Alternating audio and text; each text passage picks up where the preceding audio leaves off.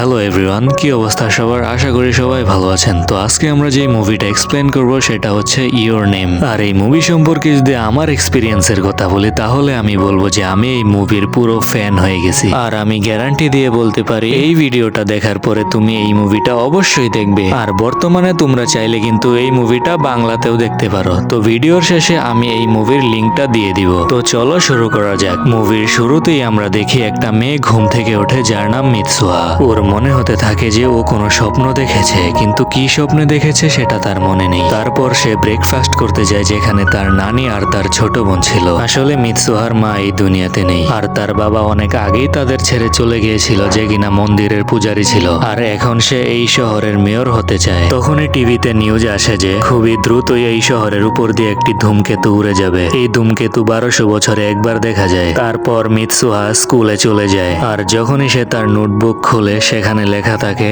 Who are you, তুমি কে। তারপর মিৎসুহাকে teacher ডাকে আর সে দাঁড়িয়ে যায়। মিৎসুহার টিচার বলে, কমসে কম আজকে তো তোমার নামটা মনে আছে, কালকে তুমি তোমার নামটা ভুলে গিয়েছিলে। তারপর মিৎসুহার বন্ধুরা বলে, কালকে তুমি তোমার ডেস্ক, তোমার লকার সবকিছু ভুলে গিয়েছিলে, এমনকি তুমি কালকে তোমার চুলও বাঁধনি। মিৎসুহা বলে কালকে কি হয়েছিল সেটা সম্পর্কে সে কিছুই জানে না। আজকাল আমার এরকমটা মনে হয় যে আমি কোনো স্বপ্নের জগতে আছি। তারপর আমরা দেখি রাতের বেলায় মিৎসুহা আর তার ছোট বোন নানির সামনে মন্দিরে ডান্স পারফর্ম করছে। মিৎসুহার বন্ধুরাও সেখানে ছিল, তারাও সেটা দেখে ফেলে আর হাসে। মিৎসুহার এটা করা একদমই ভালো লাগে না। ও এখানকার এই জীবন নিয়ে একদম বোর হয়ে গেছে। তাই সে চিৎকার করে বলে, আমি এই জীবনটাকে ঘৃণা করি, আমি এই জায়গাটাকে ঘৃণা করি, আর পরের জন্মে আমাকে টোকিওর কোনো স্মার্ট ছেলে বানিও। আর পরের দিন সকালে সে যখন ওঠে তখন সে একটা ছেলের শরীরে ছিল যার নাম তাকি, যে কিনা টোকিও শহরে থাকে। মিৎসুহা এটা দেখার পরে একদম অবাক হয়ে যায় যে সে একটা ছেলে হয়ে গেছে,